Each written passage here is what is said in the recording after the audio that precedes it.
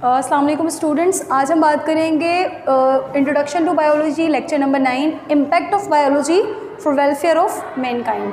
Hopefully this is going to be last topic of chapter number 1, impact of biology for the welfare of Mankind.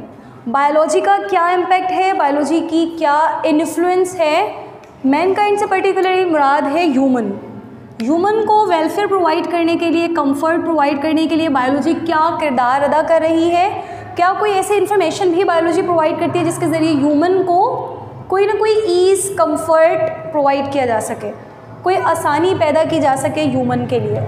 Okay जी, आसानियाँ और comforts चाहिए होते हैं जब कभी भी हमारे सराउंडिंग में हमें किसी परेशानी से दो चार होना पड़ता है। जब कोई परेशानी, कोई प्रॉब्लम हमारे सराउंडिंग में होगी तो ही हमें कोई कंफर्ट चाहिए होगा, कोई सोल्यूशन चाहिए होगा, कोई ईज़ चाहिए होगी, right. As we see in the surrounding, हमारे पास बंडल्स ऑफ प्रॉब्लम्स मौजूद हैं जिससे ह्यूमन आज फेस कर रहा है जिनको, and these involve health is very poor. Surrounding में बहुत सारी ऐसी बीमारियां हैं जिससे हर वक्त हमारा सामना होता रहता है। There are so many diseases जिसका एंशिएंट टाइम में हमें कोई तसव्वुर भी नहीं होता था। डे बाय डे बीमारियां बढ़ती जा रही हैं।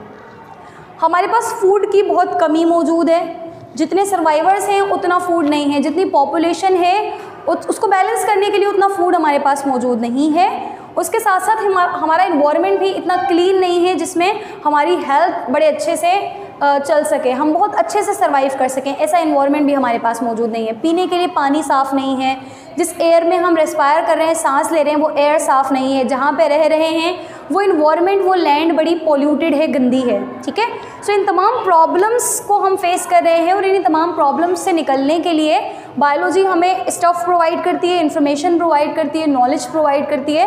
कुछ ऐसी चीज़ें बायोलॉजी हमें प्रिपेयर करके दे सकती है जिनको अप्लाई करके हम इम्प्रूव कर सकें अपनी हेल्थ रिलेटेड प्रॉब्लम्स को, अपनी फूड रिलेटेड प्रॉब्लम्स को किसी हद तक, और इन्वायरमेंट को हम अपने क्लीन कर सकें, राइट। ये ओवरऑल जितनी भी हमारी प्रॉब्लम्स हैं उन्हीं तमाम प्रॉब्लम्स का सोल्यूशन हमें बायोलॉजी प्रोवाइड करती है as a welfare. So what we say, impact of biology for the welfare of mankind. Biology की एप्लीकेशन के ज़रिए, बायोलॉजी के इम्प्लीमेंटेशन के ज़रिए हम ह्यूमन को आसानी प्रोवाइड कर सकते हैं, उनको फूड प्रोवाइड करके, उनकी बीमारियों को कम से कम करके और उनके एनवायरनमेंट को क्लीन करके। So let's begin. क्या ऐसी बातें होंगी, क्या ऐसा इन्फॉर्मेशन या नॉलेज का ख़जाना होगा जो बायोलॉजी हमें प्रोवाइड कर रही होगी इन तमाम चीज़ों को टैकल करने के लिए।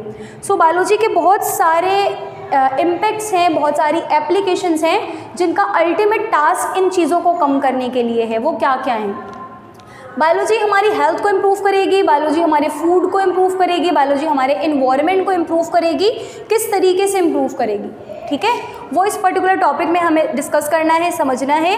एक मेन एस्पेक्ट की बात करते हैं, बायोलॉजी खुद इससे इन्वॉल्व हो जाएगी, बायोलॉजिकल इन्फॉर्मेशन इन्वॉल्व हो जाएंगी ह्यूमन को कंफर्ट प्रोवाइड करने के लिए, ह्यूमन को ईज़ प्रोवाइड करने के लिए। ऐसा भी हो सकता है कि कोई बायोलॉजिकल ऑर्गेनिज्म इस्तेमाल किया जा सके इन तमाम चीज़ों के लिए। बायोलॉजी खुद से कैसे इन्वॉल्व होगी? ऑफ कोर्स कोई ऑर्गेनिज्म होगा, लाइफ रिलेटेड कोई फिनोमेना होगा, कोई चीज़ होगी जिसके इम्पैक्ट से, जिसकी एप्लीकेशन से हम इन तमाम प्रॉब्लम्स का सोल्यूशन ले सकें, ठीक है। So biological information, biological organisms की एप्लीकेशन इन तमाम चीज़ों का सोल्यूशन अब दे रही होगी। किसी ऑर्गेनिज्म के इस्तेमाल से फूड की प्रॉब्लम्स का सोल्यूशन निकाल लें, किसी ऑर्गेनिज्म के इस्तेमाल से एनवायरनमेंट को इम्प्रूव कर लें, किसी ऑर्गेनिज्म के इस्तेमाल से हेल्थ को इम्प्रूव कर लें, राइट। ये इन्फॉर्मेशन कहाँ मौजूद है, आज हम उसके बारे में बात कर रहे हैं। सो पहला एस्पेक्ट हम जो डिस्कस कर रहे हैं, it is genetic engineering. Genetic engineering जो कि एक टेक्निक का नाम है, एक टेक्नोलॉजी का नाम है, और ये टेक्नोलॉजी बायोलॉजी में मौजूद है। इस टेक्निक के ज़रिए हमें क्या क्या फ़वाइद मिलते हैं, क्या क्या बेनिफिट्स मिलते हैं, क्या इन बेनिफिट्स से हम इन प्रॉब्लम्स को सोल्यूशन ले सकते हैं। अगर ले सकते हैं तो of course it is going to be an impact of biology, ठीक है जी। सो इंजीनियरिंग से यहाँ पे क्या मुराद है? इंजीनियरिंग से मुराद है अल्टरेशन, चेंजेस, कंस्ट्रक्ट करना, कुछ तोड़ना, कुछ जोड़ना, मैनिपुलेट करना। किस चीज़ की मैनिपुलेशन है? इस पर्टिकुलर जेनेटिक इंजीनियरिंग को आगे जाके हम रिकॉम्बिनेंट डीएनए टेक्नोलॉजी भी कहते हैं, ठीक है। कुछ होने जा रहा है, कोई तब्दीली आने जा रही है डीएनए के साथ, which is a genetic material. Genetic material में तब्दीली आएगी और उस तब्दीली के रिजल्ट में हमारा कोई फ़ायदा छुपा हुआ है।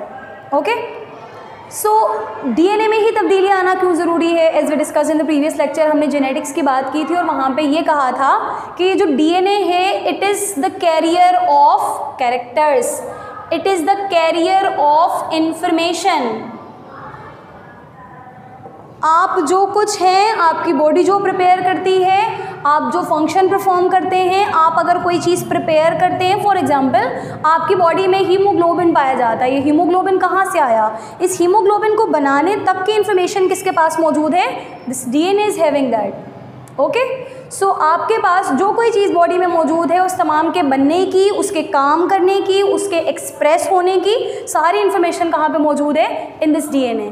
करने क्या जा रहे हैं इस टेक्निक में? हम इस डीएनए को ही इंजीनियर्ड कर देंगे, इस डीएनए में ही चेंजेस ले आएंगे, इसमें ही अल्टरेशन ले आएंगे, इसमें ही मैनिपुलेशन ले आएंगे और उस मैनिपुलेशन से हमारा कोई ख़ास फ़ायदा रिलेटेड होगा।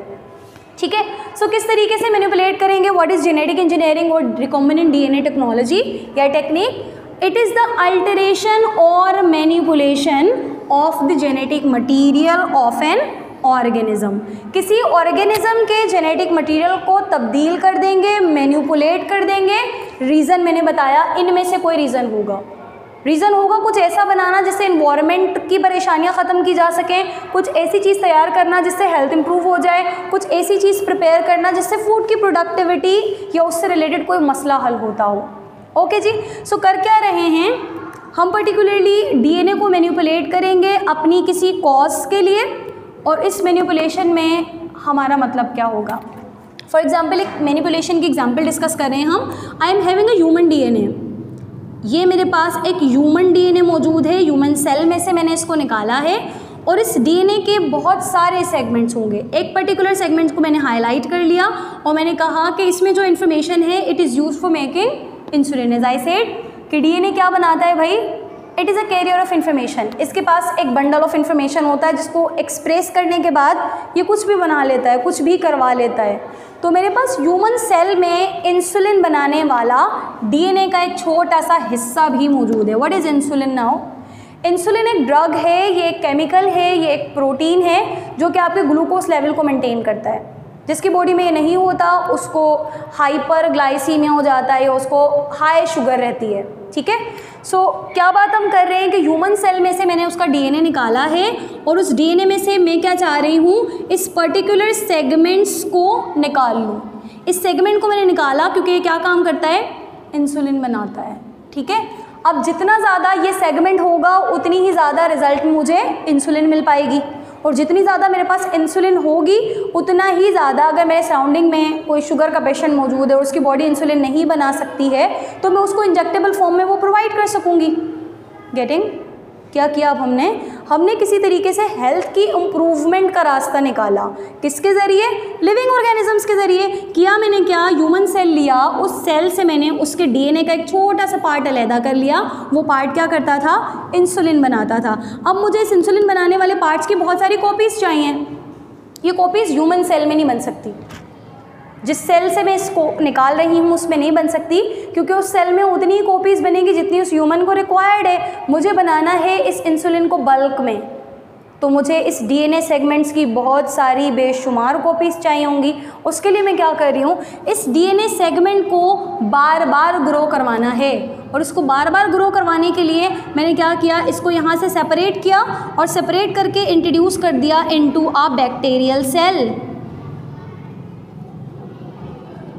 ठीक है, इसको मैंने बैक्टीरियल डीएनए के साथ इनकॉर्पोरेट कर दिया, कंबाइन कर दिया। तो क्या मतलब हुआ? रिकॉम्बिनेशन कर दी। कितने डीएनएस की? एक बैक्टीरिया का अपना डीएनए और एक मेरे डीएनए का सेगमेंट, ह्यूमन के डीएनए का सेगमेंट। इसीलिए हम जेनेटिक इंजीनियरिंग को आगे क्या भी कहते हैं? Recombinant DNA technology. ये क्या बन गया है? ये एक रिकॉम्बिनेंट बन गया है। इसमें बैक्टीरिया का डीएनए भी मौजूद है, इसमें आपका डीएनए भी मौजूद है। अब जितनी बार ये बैक्टीरिया ग्रो करता जाएगा, जितनी बार अपनी कॉपीज़ बनाएगा, उतनी बार अपने डीएनए के साथ साथ आपके डीएनए की भी कॉपी बनाता जाएगा। ठीक है, बैक्टीरिया को ही क्यों चुना मैंने इस काम के लिए? इस काम के लिए मैं ह्यूमन को भी चुन सकती थी, किसी प्लांट को भी चुन सकती थी, कोई फंगस भी हो सकता था, कोई एनिमल भी हो सकता था। बैक्टीरिया के बारे में इसलिए बात की क्योंकि बैक्टीरिया बड़ा सिंपल होता है।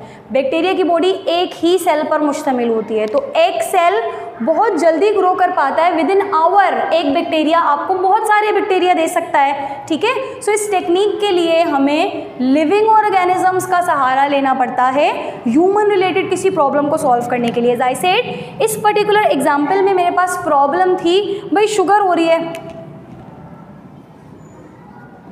High sugar is a problem, और इस प्रॉब्लम के लिए मुझे चाहिए था इंसुलिन। इंसुलिन मेरी और आपकी बॉडी बनाती है, बट मेरी और आपकी बॉडी इतना इंसुलिन बनाती है जो मेरे और आपके लिए इनफ हो। बाकियों के लिए इंसुलिन कहाँ से आएगा? उसके लिए हम जा रहे हैं इंसुलिन बनाने वाली इंफॉर्मेशन के पास, जो कहाँ है? ह्यूमन सेल में मौजूद है, उसके डीएनए में मौजूद है। जितनी ये इन्फॉर्मेशन होगी उतना ही इंसुलिन बनेगा। सो इस इंफॉर्मेशन को निकाला, किसी ऐसे ऑर्गेनिज्म के डीएनए में डालेंगे जो बार बार रिपीटेड जल्दी से रिप्रोड्यूस करता हो, और इस रिप्रोडक्शन के बाद आपको वो जल्दी से मल्टीपल कॉपीज प्रोवाइड कर दे इंसुलिन्स की, राइट। सिर्फ इंसुलिन बनाना एम नहीं है, सिर्फ हेल्थ को इम्प्रूव करना एम नहीं है इस जेनेटिक इंजीनियरिंग या रिकॉम्बिनेंट डीएनए टेक्नोलॉजी का।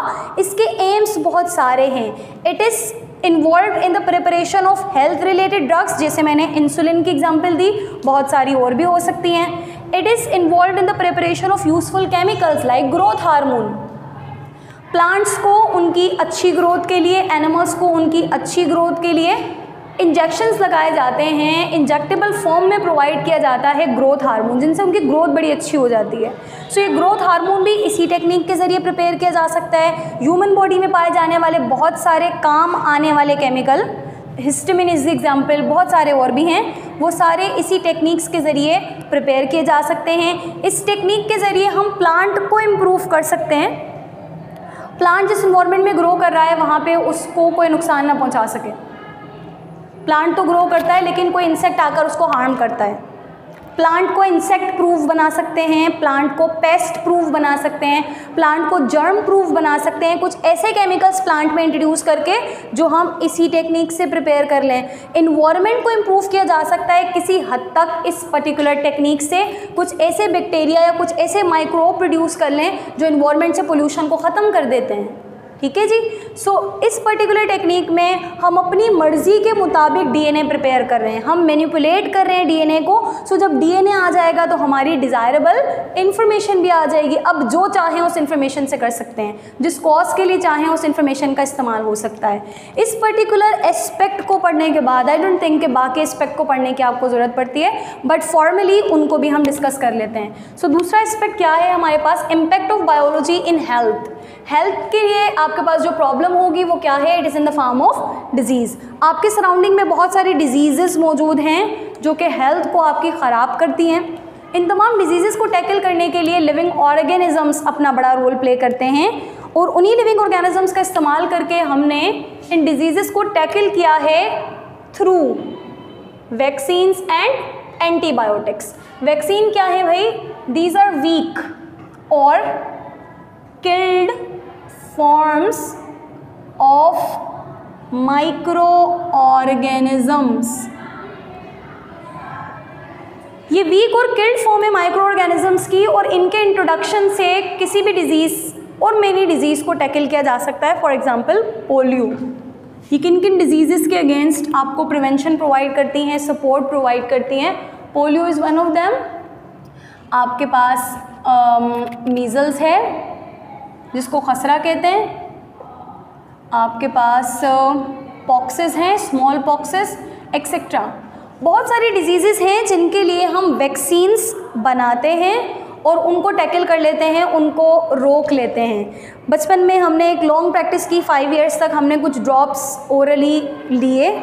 वो ड्रॉप्स कुछ और नहीं थे, वो एक मिक्सचर था माइक्रो ऑर्गेनिजम्स का ही। या तो वो वीक थे या फिर वो किल्ड थे, और इन वीक और किल्ड माइक्रोब के इंट्रोडक्शन से क्या हुआ, हमें आगे वक्त में वो डिजीज़ नहीं हुई। पोलियो की वैक्सीन में पोलियो का वायरस मौजूद था, एदर किल्ड फॉर्म में एदर वीक फॉर्म में। मीज़ल्स की वैक्सीन में मीज़ल्स का वायरस मौजूद था, पॉक्सिस की वैक्सीन में पॉक्सिस का वायरस मौजूद था, ठीक है। इन पर्टिकुलर वायरसेस ने हमारी बॉडी में जाकर हमें इनके आने की खबर दी कि ऐसा ऐसा फ्यूचर में हो सकता है। अभी तो हम वीक फॉर्म में आपके पास आ गए हैं, अगर फ्यूचर में कोई ओरिजिनल ऐसा ही वायरस आपके बॉडी में आ जाए तो आप क्या करेंगे? गेट रेडी, प्रिपेयर हो जाएं उसके लिए। ओके जी, आगे आपके पास एंटीबायोटिक्स हैं। ये एंटीबायोटिक्स खुद से क्या हैं? These are chemicals that inhibit growth of microorganisms. ये माइक्रो ऑर्गेनिजम्स की ग्रोथ को रिड्यूस करने के लिए इस्तेमाल किए जाने वाले केमिकल्स हैं। आपको बुखार भी अगर होता है, आपको छोटी सी अगर हेल्थ रिलेटेड इशू होता है तो डॉक्टर आपको एक एंटीबायोटिक ड्रग या सिरप लिख के दे देते हैं। इसका रीज़न क्या होता है? अगर ये बुखार या ये कोई पर्टिकुलर डिजीज़ आपको किसी माइक्रोब की वजह से हुई है तो वो माइक्रोब अपनी कॉपीज़ ना बना सके, अपनी ग्रोथ ना कर सके आपकी बॉडी में। जब तक आप उस डिजीज़ से लड़ने के काबिल नहीं हो जाते, उसकी कॉपीज़ आपकी बॉडी में बढ़नी नहीं चाहिए। उसके लिए डॉक्टर आपको रेकमेंड करते हैं एंटीबायोटिक्स, जो कि केमिकल्स हैं, आपकी बॉडी में जाने के बाद किसी माइक्रो ऑर्गेनिज्म की ग्रोथ को रोक सकते हैं। ऑफनली ये केमिकल्स आप बैक्टीरियल डिजीज़ के लिए देते हैं, और पीछे जो एग्जाम्पल हमने ली वैक्सीन्स की, वो आप वायरल डिजीज़ के लिए लेते हैं। मैंने बार बार बताया, पोलियो की वैक्सीन में पोलियो का वायरस, पॉक्स की वैक्सीन में पॉक्स का वायरस, एंड मीज़ल्स की वैक्सीन में मीज़ल्स का वायरस। ऑलराइट, उसके बाद आपके पास अगली प्रॉब्लम है फूड रिलेटेड, और प्रॉब्लम क्या है भाई? फूड का शॉर्टेज। फूड की सोर्सेस क्या हैं? फूड आपको प्रोवाइड कर रहे हैं आपके सराउंडिंग में एनिमल्स भी और प्लांट्स भी। प्लांट्स आपको वेजिटेबल्स प्रोवाइड करते हैं, फ्रूट्स प्रोवाइड करते हैं, राइट। उसके अलावा एनिमल्स आपको अपना मीट प्रोवाइड करते हैं, अपना मिल्क प्रोवाइड करते हैं, एग्स हमारे पास एनिमल सोर्स से आते हैं, मेनी अदर थिंग्स। तो हमारे पास ये दोनों ही कंपोनेंट्स हैं जो फूड की पर्टिकुलर प्रॉब्लम से रिलेटेड हैं। इनका मैक्सिमम नंबर फूड की शॉर्टेज को किसी हद तक कंट्रोल कर सकता है। करना क्या होगा? किसी तरीके से बायोलॉजिकल इन्फॉर्मेशन को अप्लाई करें, प्लांट्स की प्रोडक्टिविटी बढ़ाएं, एनिमल्स का नंबर बढ़ाएं, ताकि फूड से रिलेटेड जो भी मामलात हैं आपके वो टैकल हो पाएँ, वो सही हो पाएँ। सो क्या करना पड़ेगा? इंक्रीज़ ग्रोथ करनी पड़ेगी, ग्रोथ रेट बढ़ाना पड़ेगा, नंबर जल्दी जल्दी इंक्रीज़ करना पड़ेगा प्लांट्स का। एक प्लांट अगर आपको एक साल में अपनी यील्ड देता है तो कोशिश करें उस प्लांट की क्वांटिटी बढ़ा दें या उसकी यील्ड जल्दी जल्दी करवा दें। ठीक है जी। इसके लिए बायोलॉजिकल इन्फॉर्मेशंस मौजूद हैं। आप क्या कर लें, एक ही प्लांट को काट दें बहुत सारे सेगमेंट्स में, और हर सेगमेंट से एक नया प्लांट बना लें। आप इसके रूट को काट दें, उससे एक नया प्लांट प्रिपेयर करें। स्टेम को काट दें, उससे एक नया प्लांट प्रिपेयर करें। लीफ से भी आप एक पर्टिकुलर नया प्लांट प्रिपेयर कर सकते हैं। ये हो गई कटिंग। उसके अलावा आप ग्राफ्ट भी कर सकते हैं, जिससे प्लांट की क्वालिटी भी इम्प्रूव हो सकती है। आप एक प्लांट लें जिसकी स्टेम आपके पास हो, उसको ज्वाइन कर दें दूसरे प्लांट की रूट के साथ। रिजल्ट में आपके पास क्वालिटेटिव प्लांट्स आ जाएंगे। ठीक है। सो कटिंग में आप एक प्लांट से मल्टीपल कॉपीज़ बना रहे हैं प्लांट्स की, राइट। ग्राफ्टिंग में मीनवाइल आप कटिंग के साथ साथ उसमें वैरायटी भी ऐड कर सकते हैं। टिश्यू कल्चर में आप क्या करोगे? Even you can prepare a plant, production of a plant from a cell और अ टिश्यू। बात इतनी सिंपल हो गई, बात इतनी आसान हो गई। पहले तो आप एक प्लांट के ऑर्गन से नया प्लांट बना रहे थे, रूट से नया प्लांट, स्टेम से नया प्लांट, लीफ से नया प्लांट।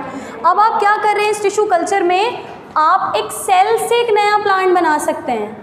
कैसे बना सकते हैं? आप इस सेल को लेके जाएं एक आर्टिफिशियल मीडियम में, इसमें वो तमाम चीज़ें मौजूद हों, इस सॉल्यूशन में वो तमाम चीज़ें मौजूद हों जो आपको सॉइल से मिलती हैं, जो प्लांट सॉइल से लेता है। इसमें वाटर हो, इसमें मिनरल्स हों, राइट, इसमें ग्रोथ फैक्टर्स हों, ग्रोथ हार्मोन हो, जो इस पर्टिकुलर सेल को जो आप प्लेस कर रहे हैं इसमें जल्दी से ग्रो करवा दें। ये सेल ग्रो करता जाएगा, इसमें छोटी छोटी सी रूट निकल आएंगी, छोटी सी एक स्टेम निकल आएगी। इस स्टेज में आप इसको निकालें और ग्राउंड में ले जाके ग्रो कर दें, किसी सॉइल में ले जाके ग्रो कर दें। इस पर्टिकुलर प्रैक्टिस से कम वक्त में कम प्लांट के एक्सपेंस से ज़्यादा प्लांट बन पाएंगे। So there are bundles of ways जो बायोलॉजी प्रोवाइड करती है आपको प्लांट की ग्रोथ को, उसके नंबर को बढ़ाने के लिए। कटिंग कर लें, ग्राफ्टिंग कर लें, टिश्यू कल्चर से एक सेल या टिश्यू के इस्तेमाल से नए प्लांट्स बना लें। एनिमल की तरफ आ जाएँ तो फॉर्मिंग, जिसको आप पालना भी कहते हैं, आर्टिफिशियल ग्रो करना भी कहते हैं, कल्चर भी कहते हैं। आप क्या करेंगे, fishes are the source of food, they are the best source of protein. आप फिश को कल्चर कर लें किसी पोंड में, जल्दी जल्दी उनकी रैपिड ग्रोथ कराएं। आप फॉर्म बनाएं कैटल्स के, राइट, कैटल फार्मिंग करें, फिश फार्मिंग करें, जिससे इनका नंबर रैपिडली इंक्रीज होता जाए। ना सिर्फ नंबर हो, क्वालिटी भी इंक्रीज हो। दो चीज़ों को माइंड में रखना है, नंबर भी इंक्रीज करना है, क्वालिटी भी इम्प्रूव करनी है। सो करेंगे क्या, फार्मिंग के साथ साथ हम सिलेक्टिव ब्रीडिंग करवा सकते हैं। सिलेक्टिव ब्रीडिंग से क्या मुराद होगी, ब्रीड का मतलब होता है बेसिकली रिप्रोड्यूस करना। आपके सराउंडिंग में अगर कोई फॉर्म मौजूद है तो उस फॉर्म में an animal is responsible itself, किसके साथ और कैसे वो रिप्रोड्यूस करेगा और रिजल्ट में क्या बनेगा। But if you are having a mind कि मैं कोई ऐसी कैटल प्रोड्यूस करना चाहता हूँ या मैं कोई ऐसा एनिमल प्रोड्यूस करना चाहता हूँ जिसमें मेरे डिज़ायर्ड कैरेक्टर आएँ, तो मुझे ब्लेंड भी कुछ ऐसे पेरेंट का करना होगा जो मुझे डिज़ायर कैरेक्टर दे सकते हो। फॉर एग्जांपल एक पर्टिकुलर टाइप है कैटल की जो आपको मीट बहुत ज़्यादा देती है, उसकी बॉडी में बल्क्स हैं मीट के, और दूसरी टाइप है जिसमें मिल्क की प्रोडक्शन बहुत अच्छी होती है। यकीनन आप क्या करेंगे, कोई ऐसा एनिमल फॉर्म करना चाहेंगे जिसमें मिल्क की प्रोडक्शन भी बहुत ज़्यादा होती हो और मीट भी उसका बहुत क्वालिटेटिवली अच्छा होता हो, तो आपको इन दोनों का ब्लेंड चाहिए होगा, राइट। सो इसी तरीके से आप बहुत सारे एनिमल्स को, they are the source of your food, selectively breed भी करवा सकते हैं, उनकी फार्मिंग करेंगे, प्लांट के हवाले से टिश्यू कल्चर करेंगे, ग्राफ्टिंग करेंगे, कटिंग करेंगे एंड मेनी अदर मेथड्स, जिसके ज़रिए आप फूड की क्वालिटी एंड क्वांटिटी को बढ़ा सकते हैं और इस प्रॉब्लम को किसी हद तक हल कर सकते हैं। लास्ट प्रॉब्लम आपके पास बच जाती है इन्वायरमेंट। और क्या है ये प्रॉब्लम इन्वायरमेंट से related, it is in the form of pollution. Now what is pollution? Pollution is the name of undesirable thing. जो चीज़ आपके डिज़ायर के मुताबिक नहीं है, उसका इंट्रोडक्शन क्या कहलाता है भाई? This introduction is known as pollution. Introduction of undesirable thing is known as pollution.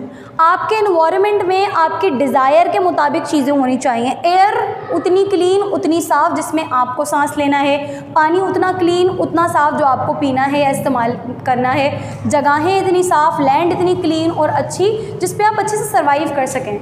उसके अलावा कोई ऐसी चीज़ आपको बर्दाश्त नहीं होगी अपने सराउंडिंग में जो आपको डिज़ायर ना देती हो, राइट। लेकिन ऐसी अनडिज़ायरेबल चीज़ें हमारे सराउंडिंग में इंट्रोड्यूस हो जाती हैं अनफॉर्चुनेटली, और इन अनडिज़ायरेबल चीज़ों का नाम क्या है?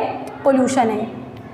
हम बात करते हैं इस पोल्यूशन को किस तरीके से टैकल करेंगे, कौन सी रेमेडीज़ इसके लिए करेंगे। बायोलॉजी ही प्रोवाइड करेगी वो रेमेडीज़, इसीलिए मैंने क्या लिखा है आगे, solution will be provided through bioremediations. Biological कुछ ऐसी इन्फॉर्मेशन इस्तेमाल कर लेंगे जिसके ज़रिए हम इस पोल्यूशन को भी किसी हद तक ख़त्म कर सकें। नाउ क्वेश्चन अराइजेस, पोल्यूशन आता कैसे है? अल्टीमेट कॉज जो पोल्यूशन की समझाई जाती है, ऑब्जर्व की जाती है, वो क्या है? जितना ज़्यादा पॉपुलेशन होगा, जितनी ज़्यादा पॉपुलेशन का नंबर होगा, उतना ही ज़्यादा चांसेस होंगे आपके पास पोल्यूशन के आने के। Let's see an example. आपकी पोल्यूशन जितनी ज़्यादा बढ़ती है, लोग जितने ज़्यादा बढ़ते हैं, मसाइल उतने ही ज़्यादा बढ़ते हैं। जितनी ज़्यादा पॉपुलेशन होती है उतनी ही ज़्यादा पॉवर्टी का सामना करना पड़ता है, गुर्बत आती है। गुर्बत आती है तो लोग सोचते हैं कि यार अच्छे सिविलाइज्ड एरिया की तरफ मूव करते हैं, अच्छी जगह पे जाएंगे, अच्छी इनकम होगी, अच्छा जो है वो एक सर्वाइवल हो जाएगा हमारा। सो उसके लिए लोग क्या करते हैं? अर्बनाइज हो जाते हैं, शहरों की तरफ, सिटीज़ की तरफ मूव करते हैं। अर्बनाइज होते हैं तो वहाँ पे इनकी ज़रूरियात को पूरा करने के लिए इंडस्ट्रीज़ की फॉर्मेशन की जाती है, और इन इंडस्ट्रीज़ की फॉर्मेशन के बाद बड़े ख़तरनाक इम्पैक्ट्स हमारे सामने आते हैं। जब ये इंडस्ट्रीज़ बनती हैं लोगों की ज़रूरियात को पूरा करने के लिए, उनके रहने सहने की चीज़ों का इंतज़ाम करने के लिए, तो इन इंडस्ट्रीज़ के कुछ वेस्ट भी रिलीज़ होते हैं। इन इंडस्ट्रीज़ के कुछ फजूलियात मैटर भी निकलते हैं। ये मैटर आपके पानी में रिलीज़ हो सकते हैं, ये मैटर आपकी लैंड पे जाके रिलीज़ हो जाता है। अगर ये कोई गैसियस फॉर्म में है तो डायरेक्टली आपके एयर में आ जाता है। सो जितने भी पर्टिकुलर आपके इंडस्ट्रियलाइज्ड वेस्ट हैं, इंडस्ट्रीज़ के वेस्ट हैं, वो जाके डायरेक्टली इंट्रोड्यूस होते हैं आपकी एयर में, आपके वाटर में, आपके लैंड पे, और वहाँ पे जाके क्या करते हैं भाई, वहाँ जाके कॉज करते हैं air pollution, water pollution and land pollution. Air पे कुछ ऐसी गैसेस आ जाएं जो पॉइजनस हो, टॉक्सिक हो, आप सर्वाइव नहीं कर सकते, आपको lungs related, respiration related problems का सामना करना पड़ेगा। आपके सराउंडिंग में जो आप पानी पीते हैं या उस पानी में जो लाइफ रहती है, there are many animals and plants living in water, उनको भी अगर गंदी पॉइजनस चीज़ें प्रोवाइड कर दी जाए, उनका सर्वाइवल नहीं होगा। पानी आप पी रहे हैं तो आपके लिए प्रॉब्लम बन जाएगी। उसके साथ साथ जिस लैंड पे आप रहते हैं उस पर प्लांट भी तो ग्रो करते होंगे, उन प्लांट्स की ग्रोथ के लिए, आपके अपने रहने के लिए these particular waste material will be very harmful. तो करना कुछ यूँ होगा जिसके ज़रिए, अब पॉपुलेशन का कुछ नहीं कर सकते आप, नंबर 1 पॉपुलेशन बढ़ चुकी, पॉवर्टी आ चुकी, आप अर्बनाइज हो चुके, आप इंडस्ट्रियलाइज हो रहे हैं।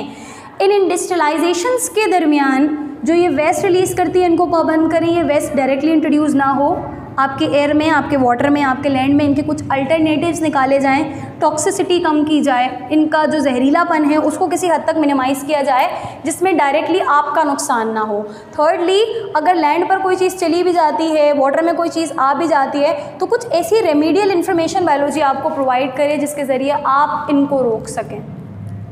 वेस्ट अगर जमा हुआ है, कचरा करकट अगर आपके सराउंडिंग में मौजूद है, तो उसमें कुछ ऐसी बैक्टीरियल इंट्रोडक्शन आप कर दें जो जल्दी से उसको डिग्रेड कर दे, ताकि आपका जो लैंड का पार्ट है वो जल्दी से फिर से क्लीन हो जाए। ओके जनाब, सो इस पूरी डिस्कशन में, इस पूरी बात में हमने बायोलॉजी को हर बार हर तरफ मददगार साबित होते हुए देखा, इम्पैक्चुअल होते हुए देखा, ह्यूमन को कंफर्ट प्रोवाइड करने के लिए, ह्यूमन को ईज प्रोवाइड करने के लिए। होपफुली बातें आपको समझ आई होंगी। फर्दर किसी क्यूरी या क्वेश्चन के लिए कमेंट सेक्शन में आप जाके वहाँ पे विज़िट करें और चैनल को सब्सक्राइब करें, प्रीवियस वीडियोज़ को जाके ज़रूर देखें। अगली वीडियो में मिलेंगे चैप्टर नंबर 2 के साथ। सो अल्लाह हाफिज़।